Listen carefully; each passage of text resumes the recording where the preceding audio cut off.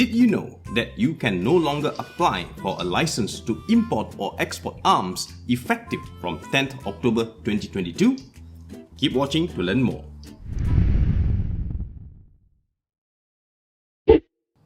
Okay, hi guys, today's video is specially for Miss Susan Fong, who sent me a request to provide an update on the latest changes implemented with regards to the application of import license for aged weapons. Thank you, Miss Susan, for your message, and I hope you are watching this video today. Now, before I share the updates, if you are not a subscriber to this channel yet, please have a care and remember to subscribe, like and share if you would.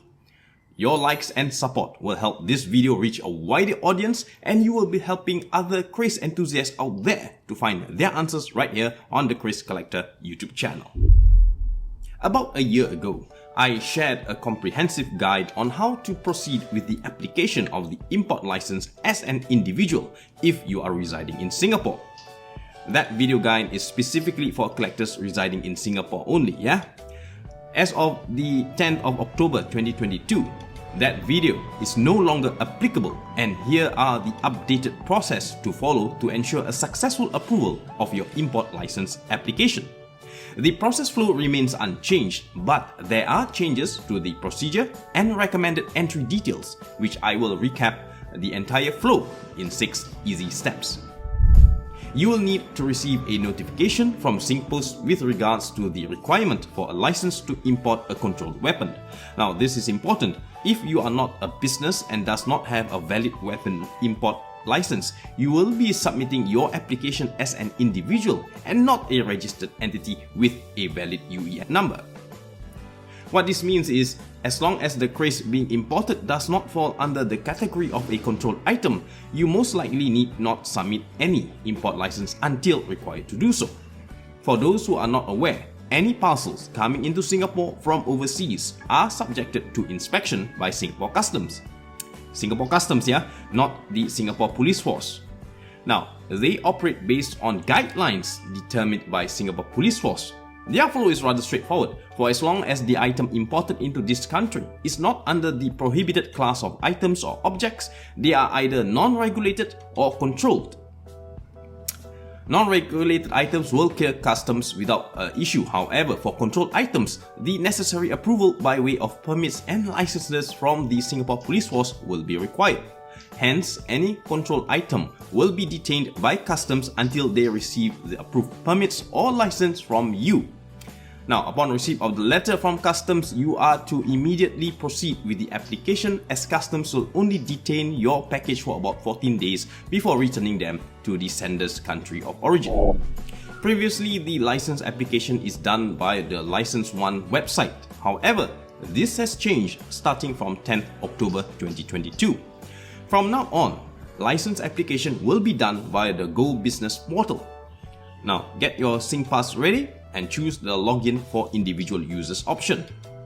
Once you are logged in, select the Licenses tab drop-down menu and select the Apply for Licenses option. Scroll all the way down to Singapore Police Force and expand the selection. Previously, the license was called Apply for License to Import or Export Arms. With the new update, you will need to choose this option instead. Apply for license to import or export for weapons. Click on the Apply button and follow the on-screen instruction that pops up next.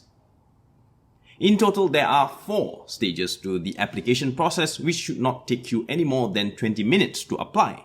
I would advise to submit from a PC or laptop to prevent any errors when applying on a mobile device or tablet. Stage 1. General info. This is quite self-explanatory and will not go into the details here. You should be able to perform this task on your own. Stage 2. Application detail. Here is the section that I would like to explain more, so bear with me. Base license details, choose No. Mailing address, verify your mailing address, preferably use the same address that you received the letter from SingPost. Particulars of application weapons type or weapons, scroll through the option and select Sword. Now, why sword? As per documentation from the Singapore Police Force, a kris is a non-regulated item. provided the length of the blade is not more than 12 inches, that's somewhere around 30 centimeters. Meaning to say, if your kris blade is 30 centimeters and shorter, likelihood you will not be required to apply for an import permit. However, if the blade is longer than 30 centimeters as per documented regulations determined by the Singapore Police Force, it will automatically be classified as a sword, and an import permit is now required. Quantity state the number of items in the shipment. Usually it's one, but if you have multiple kris in one shipping, you can reflect the quantity accordingly. Name of manufacturer. Now here is where Miss Susan inquired about. I would recommend the description to be stated as such. Traditional handicraft kris with blade measuring more than 30 centimeters. Model not applicable, serial number also not applicable, and this part always gets forgotten. Click the add button or else the records you updated will not be reflected in your application type.